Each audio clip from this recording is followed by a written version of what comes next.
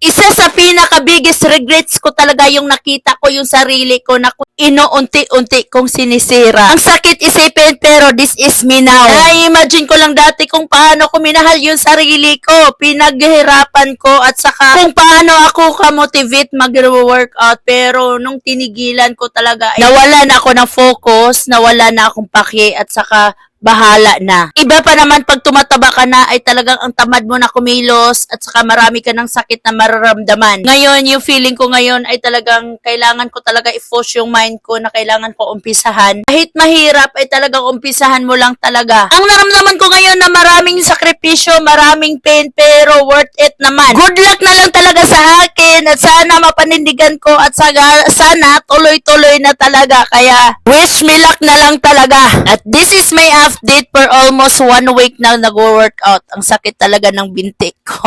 O siya, bye na. Abangan nyo na lang next update. Bye!